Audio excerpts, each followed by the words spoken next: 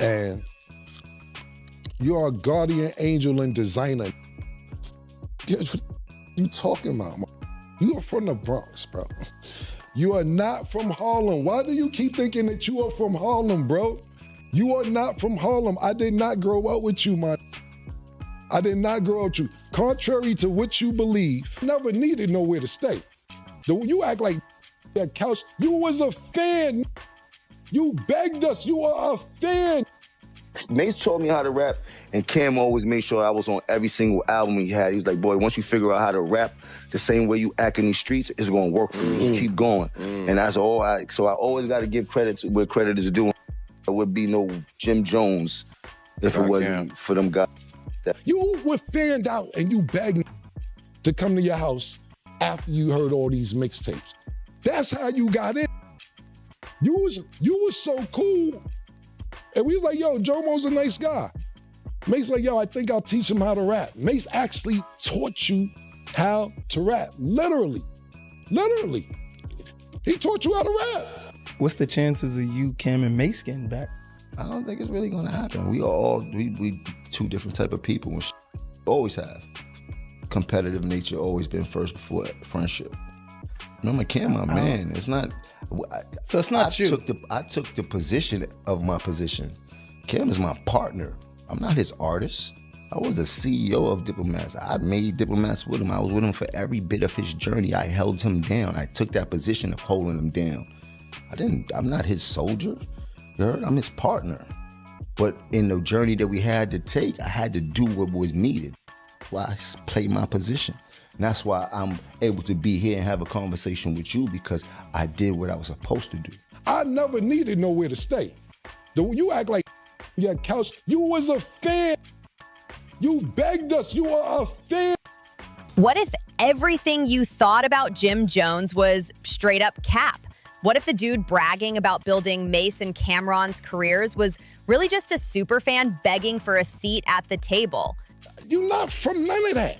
So you can sit around and act like you've been around all this Harlem. You ever see somebody from Harlem try to act like they from Harlem so bad that you got to keep saying, I'm from Harlem? Harlem know who's from Harlem. You don't have to keep saying you from Harlem. What if the truth Jim's been hiding all these years is that he owes every ounce of his clout to them? Remember when Dipset ran the game, when diplomatic immunity had the whole culture in a chokehold? What if I told you that whole empire was built on smoke and mirrors? You were fanned out and you begged to come to your house after you heard all these mixtapes. That's how you was so cool. And we was like, yo, Jomo's a nice guy. Mace like, yo, I think I'll teach him how to rap. Mace actually taught you how to rap. Literally. He taught you how to rap. And the man screaming for credit was just a hype man with perfect timing. Now, as the real story leaks out, Jim's desperate scramble to stay relevant is looking more and more sad. Say it. Matter of fact, bring up the clip. And Mace helped me learn how to rap. Mace taught me how to rap. Mace actually showed me, he was the first person to show me how to rap. Mace actually sat me down and showed me the magic to rap. We taught you how to rap. How you ran the whole organization. How you made Diplomat. You ain't make none of this stuff. You was a fan. I put you down because you had a free crib and you was a nice guy. That's how you got down originally. Period. How long can somebody fake it before the same people who made you decide to pull the plug? Get ready, because hip-hop's biggest facade is crumbling right in front of us. Mace taught me how to rap, and Cam always made sure I was on every single album he had. He was like, boy, once you figure out how to rap the same way you act in these streets, it's gonna work for you. Just keep going. And that's all so I always gotta give credit to where credit is due. There would be no Jim Jones if it wasn't for them guys. For decades, this culture stood on one rule: respect is earned, never handed out. You can't claim streets you ain't grow up on. You can't switch up your origin story just to look tougher. And you definitely can't steal the crown from the real kings who built the empire. Freestyles come out. Yo, I heard the new shit. I heard the new shit. Yo, you want to come through? Come through. Why? Why are we going to Jomo's house? Cool. One day, I'm leaving Mace's house on the west side, going back to the east side. I stop at Jomo's house. His grandmother died, God bless her dead. and he had a free crib. So yeah, I would bring some a little crack maybe. I'd be at everybody's house though. I love my grandparents. My grandparents were strict. I stayed at Duke the God house. I stayed at Mace with Cuda. I stayed at her. I stayed a bunch of. I never needed nowhere to stay. Jim Jones has been breaking every street code in the book for 2 decades straight. And now the same architects who built his success are tearing down the house of lies he's been hiding in. The audacity is wild. Jim Jones really stood up and said he was the CEO of Dipset, that he held down Mace and Cameron. Let's be real, this isn't just rewriting history. This is straight up identity theft on Harlem's sacred ground. When I met Cam and Jim, they were super close. So I honestly don't really know Jim being from the Bronx and all that. You know what I'm saying? When I met them, they was in 5H, which is, you know what I'm saying, Jim's apartment, and that's, you know, like, I guess that time was after all the stuff Cam had said already with the Children of the Corn and Jim, you know, whatever he said, you know what I'm saying? So, like I said, when I got there, Cam and Jim was like this, super tight. Mace wasn't even in the picture. I don't know Mace like that. You know what I'm saying? Every time I seen Mace, it's been a mutual, you know what I'm saying, respect there. So, you know, that's what that's been as far as me and Mace. You know what I'm saying? As far as, yeah, when I met Cam and Jim, they were already Trump tight and locked in. You understand what I'm saying? The Diplomats was already a name they had.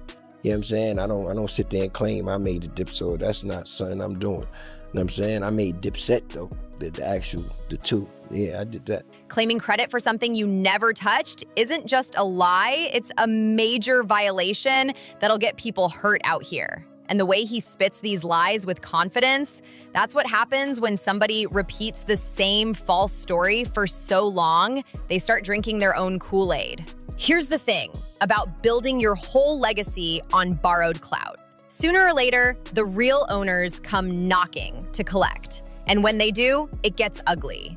And I know because I seen it, I was there. I was at Jim album release party, and everybody was over there with Jim, and Cam is standing over here with like 3 or 4 people just looking on and couldn't believe that Jim is the guy. And that always stood with me. The temperature just hit ice cold. Cameron didn't just clap back. He nuked Jim's whole narrative with precision. You were our fan, ninja. 4 words. That's it. There's no Dipset without Jim. Jim is the gangbanger of the crew. Cam is not a blood. I don't even know if Jewels was. I doubt Freaky was, right? But the set, it comes from the gang, right? All the gang all ran under Jim.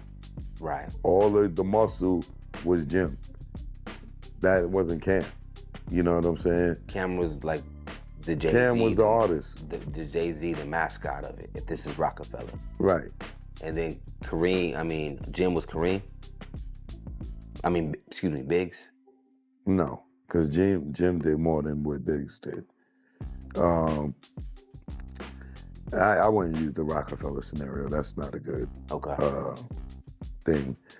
Jim and Cam were partners, so to speak, but Jim took the role of being the underboss, the muscle, to make sure that Cam could function and move around and not have a bad reputation or you be getting robbed and all this other stuff.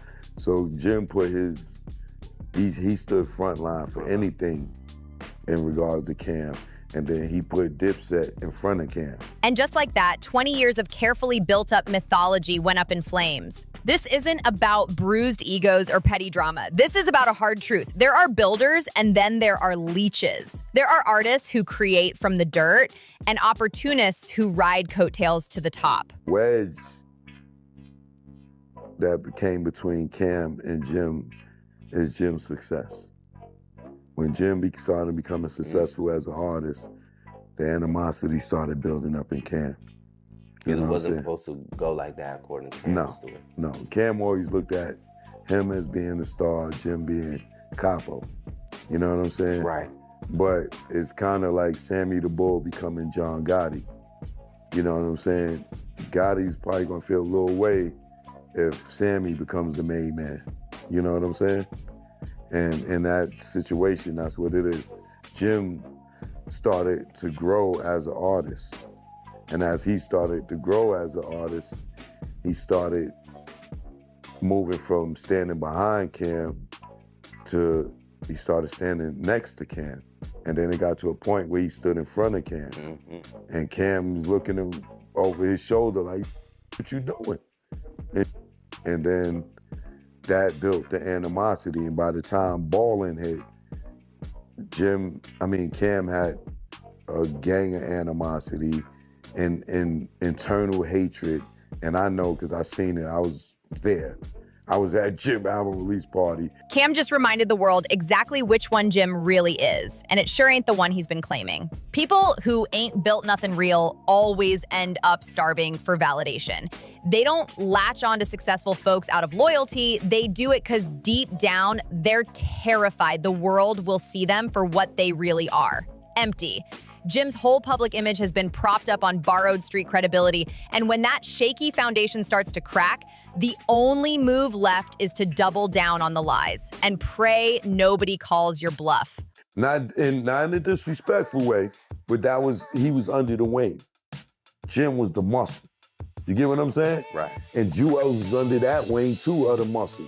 You get what I mean? So with Jim, he's Cam's partner.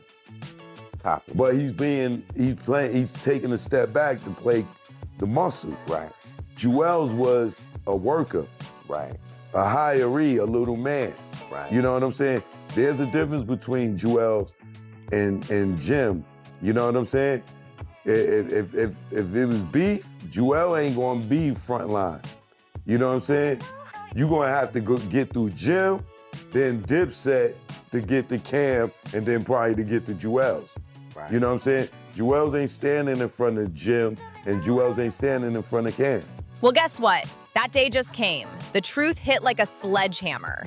Jim Jones didn't co-found Dipset. He didn't put Cameron and Mace on. He didn't build no empire. The reality? Jim heard their mixtapes buzzing in the streets and straight up begged his way into their circle. At the end of the day, Jim just was smart enough to do it quicker. You know, they say time heals all wounds, so people usually let years and years and years go by. Jim, you know what I mean? He saw his moment. He saw his moment, and he saw that 50 had a platform at the time that was, you know, bigger than ours. It was bigger than ours. So to perform a song which was the biggest song out right now in front of a crowd that we are not normally in front of, you understand what I'm saying?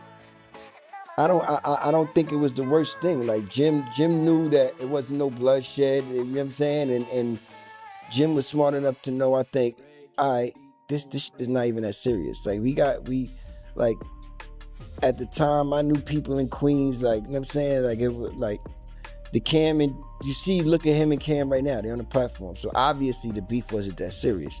You understand what I'm saying? They just waited longer to settle their differences. Why is it cool to see Cam and 50 now, but it wasn't cool to see Jim and 50 then? You understand what I'm saying?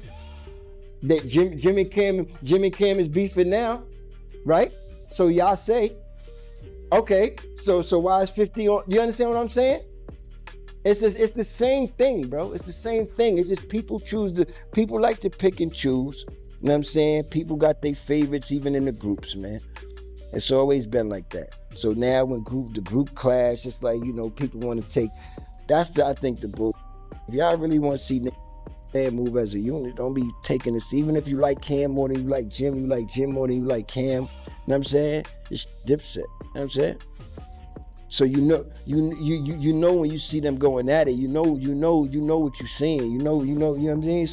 So my thing is, you know, that the egg on like that, like I'm definitely not gonna be the one to egg it on. Like a groupie who just happened to pull up at the right time. This one revelation flips Jim's whole career on its head. Every track, every collab, every ounce of success now looks different.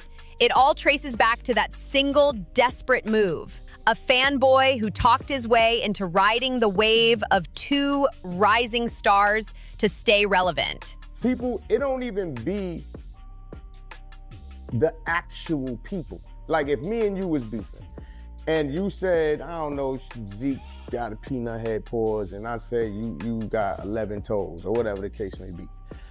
That'd be that. But it be everybody else on the side, your group of niggas.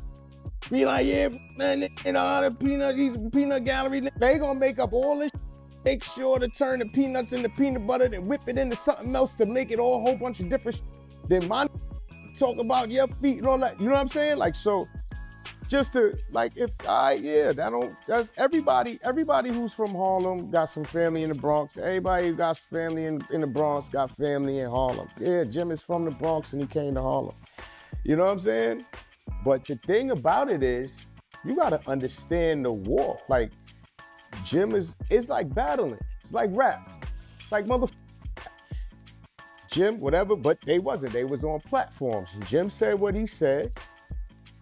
Jim, I think what he said, something about inviting him to his, so he said, he said, they on my dick, right? That's something that's serious. Like, you hear that, you like, ooh, it's like Jim caught a ball. Oh, so what you think Cam gonna do? You think he just gonna sit there and you think he gonna, and Jim, basically Jim rhymed first. You know what I mean? Well, actually Cam and 50 said what they was talking about, what they said. Jim heard that, he came back and said that. Now, Cam, what you think Cam gonna do? Cam is a lyricist. He's gonna make you feel any type of stupidity way that's possible. He's gonna say and basically kick you in your nuts.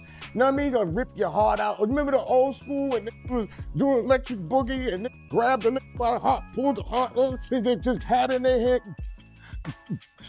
But here's what makes this hit even harder for those who understand street codes. Begging is the ultimate violation of masculine respect. Real players don't beg, they build. Real bosses don't cling, they create. And Jim, he just got exposed as being neither. So now the question isn't whether Jim Jones deserves props for Dipset's success. The real question is, how long can you survive in this game while standing on someone else's foundation before the same architects decide it's time to tear down your fake empire? In the streets, respect is everything. It's the real currency. And Jim Jones, he just went flat broke. Wake up with every hands on you.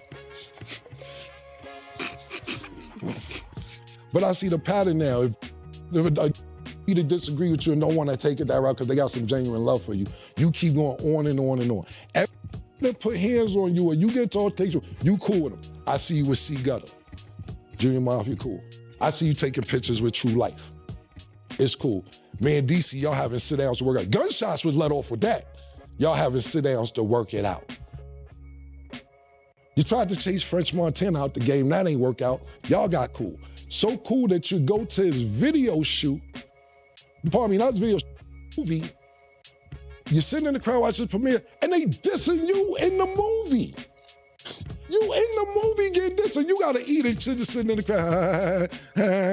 Nah, dissing you in the movie that you went to go see, bro. You ever wonder how you met Mano? Ask him how he met Mano. Mano's gonna downplay because they cool now. He tried to press Mano one day because Mano first came out. He had a little record where he was saying, dissing the rappers. I don't know, he's dissing his name. So Jim plus see Mano one day and was like, yo, what's up with all that saying my name? Man said, who the you talking to? Oh, you think I one of them niggas? You out your mother? Now they the lobby boys.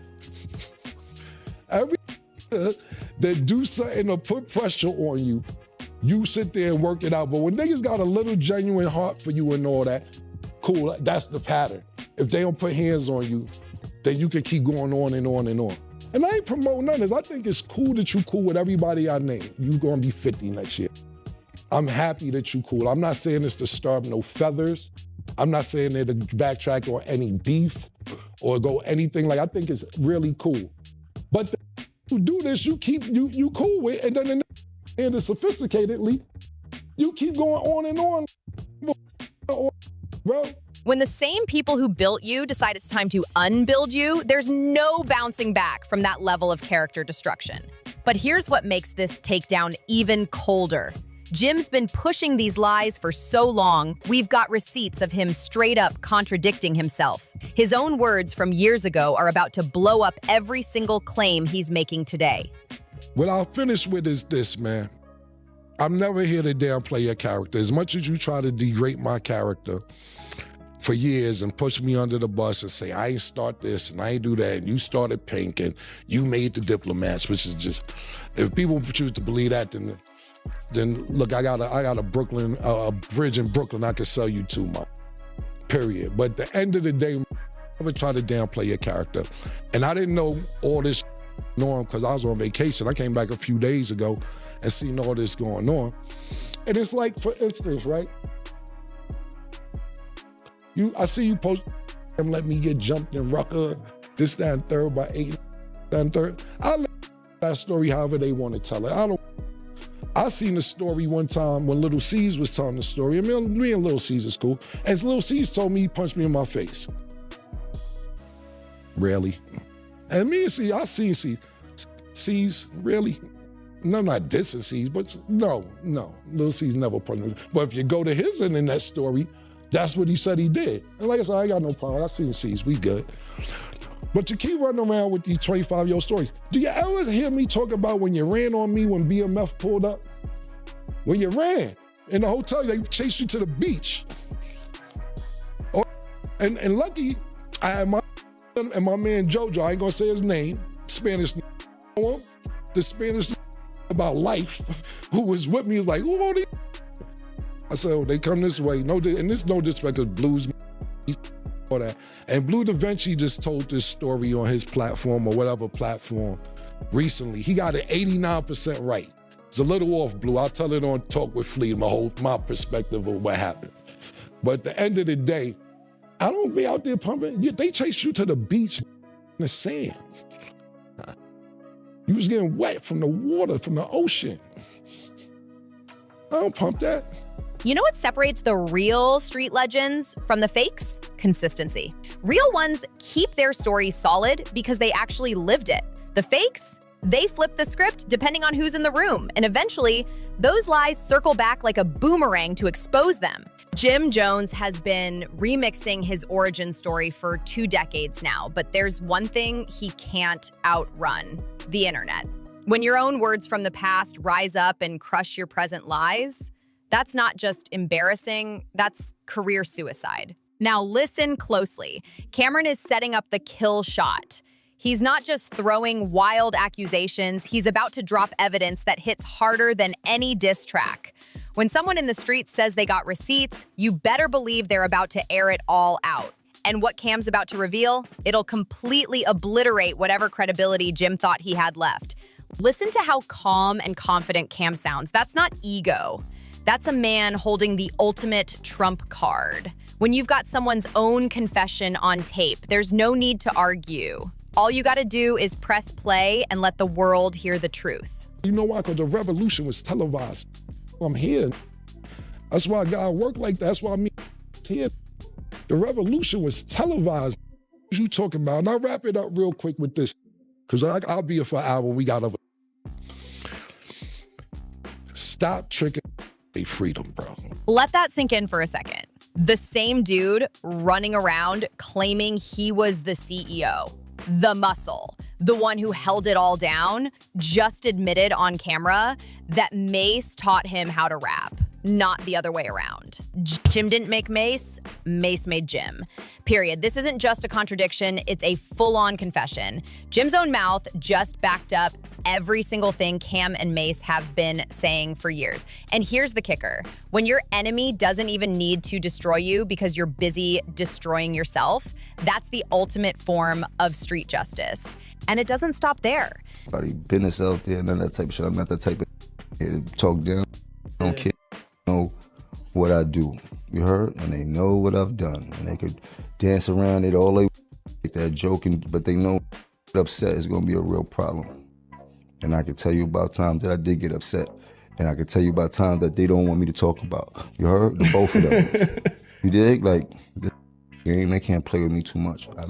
I give them the floor to do that because that serves me no purpose. I got too much about too much shit to do. I'm trying to get to a real bag, a real different type of bag, and I'm trying to help out more than not. Jim hasn't just been lying about his role in Dipset. He's been flipping the script on their entire friendship. He even claimed Cam was crashing at his place like some broke artist, when the reality was completely different. This is classic behavior from a pathological liar who touches success. They rewrite every chapter of their story to paint themselves as the hero, the provider, the one in control. But here's the problem. When you're dealing with people who actually lived those moments with you, your lies turn into weapons. And now they're firing back. The craziest part about this whole exposure, Jim can't even defend himself. How do you argue with your own recorded confession? How do you claim you built somebody when you literally admitted they taught you everything you know? But here's where it gets even spicier. While Jim's been out here torching his own credibility with one contradiction after another, the people who really watched Dipset rise have been sitting back, watching this circus unfold. And now they're ready to drop a bombshell that flips the whole power dynamic we thought we understood. Because when the smoke clears and the lies stop working, the truth always comes from the ones who were actually there in the room. Pay attention to what Jules Santana says when he calmly says things were cool between everybody. He's setting the baseline before it all went sideways. Notice his tone, steady, no hype. That's because real players don't need to embellish or talk loud. They drop facts and let the truth hit like a heavyweight punch. Now, here's where the plot really thickens. No joke, this part changes everything. Turns out people did work under Jim. He did hold legitimate authority within Dipset's structure. So maybe this isn't about a man who was 100% fraud. It's about someone who had some power but couldn't handle the limits of that power. Jim wasn't completely powerless, but let's be real, he wasn't the CEO he's been screaming about either. He was middle management trying to rewrite himself as the founder of the whole movement. And now comes the statement that's about to split the internet in half. Mace need to go on a diet. He need to get his life together. He need to go to the doctor and get a physical. He looked terrible, bad body, back. Nigga look big around the neck, waist look crazy. I'm body shaming this. You heard? He need to go get on the treadmill, do some push-ups, do something. You heard? Especially for playing with me. Choke No Joke just said, there's no Dipset without Jim, and claimed he was the muscle holding everything together. But before Jim's supporters start popping bottles, let's break this down. Being the muscle doesn't make you the brain. Being crucial to the operation doesn't make you the creator. Jim's role was big, no doubt, but it was about protection and enforcement, not artistic vision or leadership. There's a huge difference between being indispensable and being in charge. Right now, you're watching the battlefield form. Two camps going to war over who's telling the real story. Santana and Choke No Joke aren't defending Jim because they think he's flawless. They're backing him because they saw his contributions firsthand. The same ones Cam and Mace are now minimizing. There's a point of anything. I think when people put negative energy in the light, people just run with it. You know, the media, social media is not about anything positive. You know what I mean? It's about going viral, catching people's attention and things like that. You dig? So I try not to feed into that because I know there's a big reality. There's a big difference between the two. You know what I mean? But even though I gotta live in the truth for business-wise and things like that, but for the most part, I try to stay away from all the social media and digital antics. But here's where the psychological chess game kicks in. Both sides are playing with partial truths. Cam and Mace are downplaying Jim's legitimate role to expose his inflated claims, while Jim's defenders are pumping up his position to make him look like the cornerstone of Dipset. Im's supporters are fighting hard to highlight his real value, trying to shut down the just a fan narrative. And like always, the truth probably lives somewhere in the middle. But here's the thing about street politics. Perception is reality. And right now, Jim's getting dragged in the perception war. You know what's wild about street power dynamics? When everybody's on the grind together, loyalty feels unbreakable. But the second one person starts shining a little too bright, that's when true colors get exposed.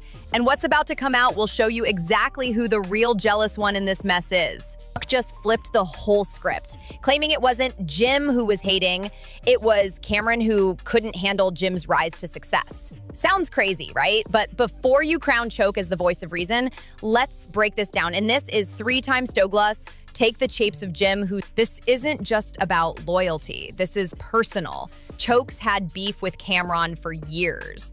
You know what I'm saying? Mace and all that going on yet, or are they still coming up? I'm not gonna sit here and do a discography, my brother. It's a little bit too much for me. And you ain't paid enough for that. So if you got some other questions you wanna ask, or you could erase all this, send you your money back. Either or. Okay, I mean, I understand what's going on and the plight of everything that's going on, and people want to know the history, but this ain't the way that you're not going to be able to get the whole Jim Jones or Jomo story for that, what you did. I thought this was some regular questions. Seemed like you're trying to get everything up to every point, and that's not going to happen right now. So if you want to ask some questions, I'm cool with that, but you definitely can't ask me all these questions you're asking, my brother. So if you got some ask, you better ask and get it off your chest, but I ain't going through this with you because you don't have enough money for that. No disrespect. These two nearly came to blows back in the day, all because Choke gave props to one of Jim Jones's mixtapes. Think about that. If someone's this pressed over you praising their former partner, how objective do you think they really are? Now, here's Choke trying to rewrite Jim's role again, painting him as the protector, the muscle who kept Cam safe in the streets. But let's not ignore the timing of these interviews either. Jim Jones just dropped his new album, The Church Steps, in February 2025.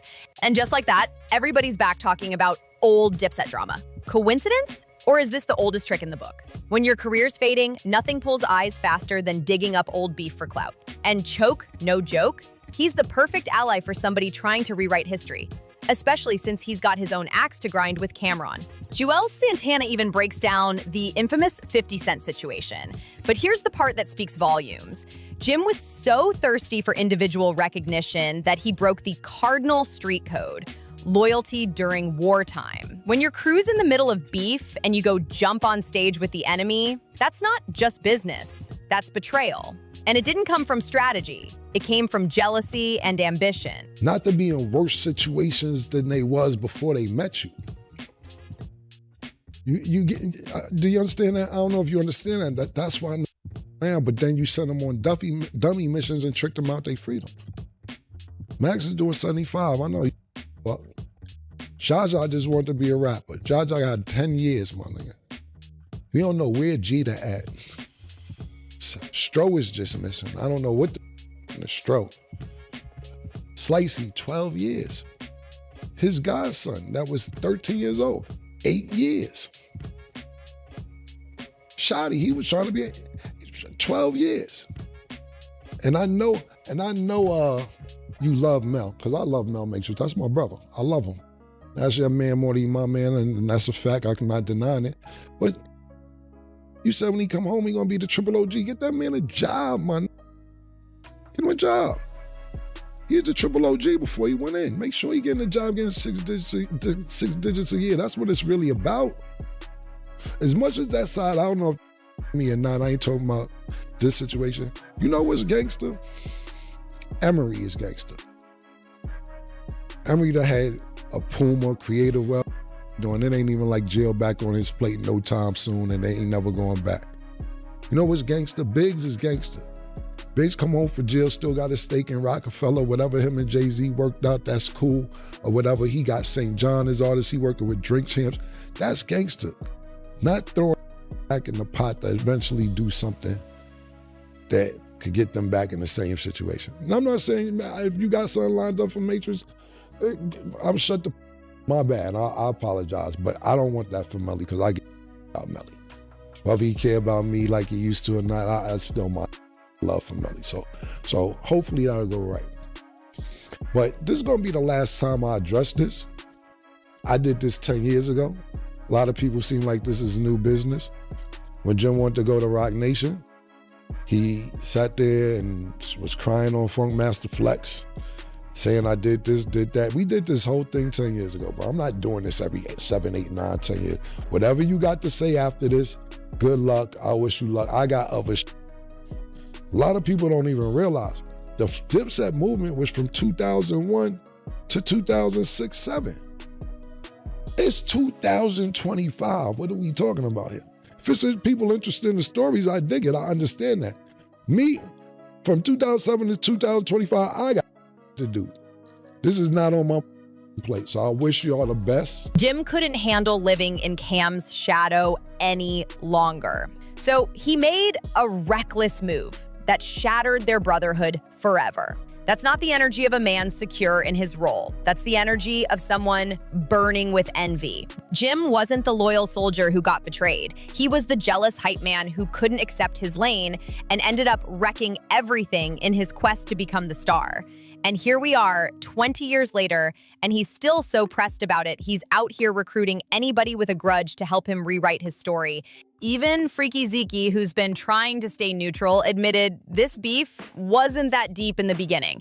But once outside agitators started pouring gas on the fire, that's when the whole situation spun completely out of control. And let's ask the real question. Who gains the most from keeping old wounds wide open? It's always the one whose current relevance depends on recycled drama. You know what happens when somebody gets exposed as a fraud and they've got no real defense left? They sink to the lowest level possible. Threats, intimidation, and personal attacks become their only weapons. And now Jim Jones is showing us just how far a desperate man will go when the lies stop working. Listen as Cameron methodically tears down Jim's entire street persona.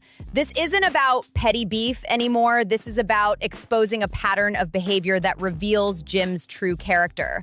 According to Cam, Jim's got no standards, no self-respect, and zero loyalty to anyone except his own desperate craving for attention. And that's what makes this so devastating. It doesn't just chip away at Jim's tough guy image, it erases it.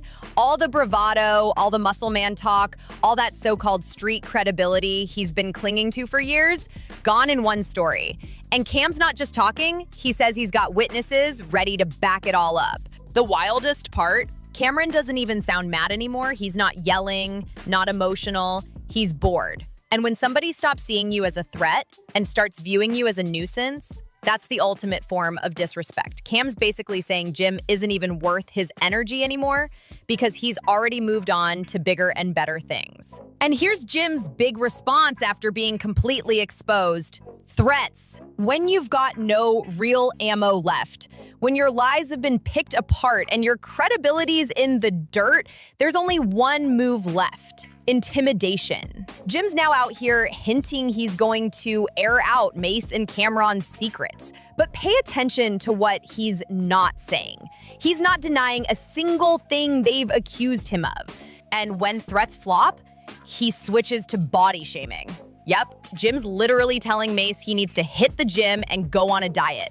This is what happens when a grown man runs out of real weapons. He falls back on playground-level insults like some middle school kid. The fact Jim thinks clowning on Mace's appearance is gonna save his case just shows how far he's spiraled. You know, what was your reaction when Cameron brought up all these old stories and everything about you? I laugh, man. I got this thing, man. People laugh at the lies, but the truth always hurt. You know, lies are more entertaining. You heard?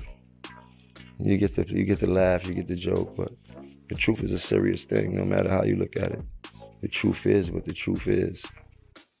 Yeah, you know, the internet gets kind of crazy with the lies. The lies are going crazy on the internet. I mean, well, the lies start from a narrative, and the narrative starts from a person, and you just got to look at it like that. But I've never been one in my life to care about clearing up no rumors. Like, that shit just take time out my day from making money. I know who I am. I'm very comfortable in my skin. I stand 10 toes down on everything I believe in. I don't change my pivot, and everybody knows that. This ain't gangster. This ain't street politics. This is raw desperation from a man who knows deep down he already lost. The irony here is almost painful. Jim's out here saying he doesn't take Cam's clapback seriously because they're just trying to go viral. But let's be real. Who's been sitting down with Texel, Cam Capone, and every platform that'll give him a mic? Jim Jones. The same man accusing others of chasing clout is literally on a full-blown press tour trying to hang on to relevance. And here's the most telling moment of all.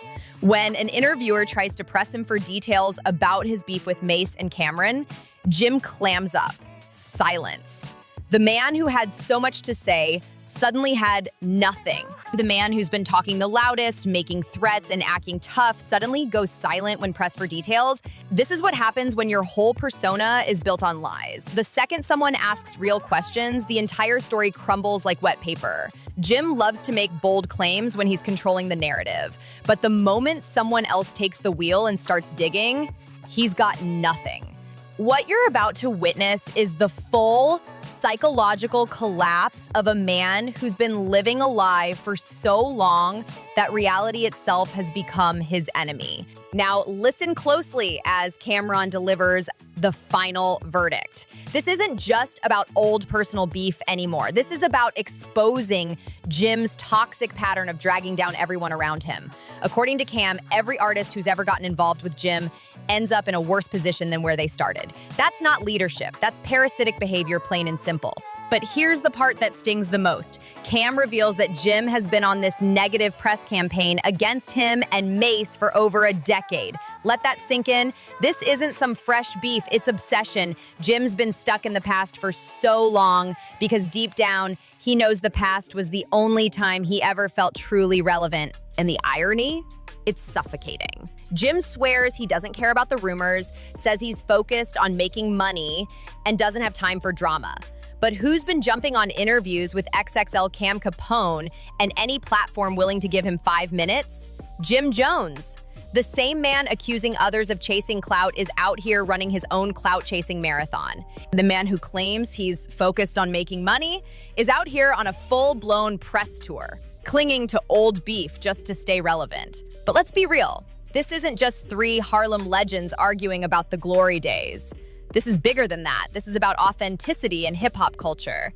It's about the line between builders and leeches, creators and opportunists, the difference between those who earn respect and those who steal it. Jim Jones' story has turned into a cautionary tale, a warning about what happens when you build your entire identity on borrowed clout. Mace and Cameron didn't just win this beef, they exposed a fraud who's been hiding in plain sight for 20 years. They didn't need rumors or gossip. They used Jim's own words, his own contradictions, and his own confessions to rip apart every single lie his career was standing on, for good. If you're loving this deep dive into the truth behind hip-hop's biggest scandals, make sure you like, subscribe, and share this video to keep the conversation going. Drop a comment below and let us know. Do you think Jim can ever recover his credibility? Or is this game over for good? I'll see you in the next one.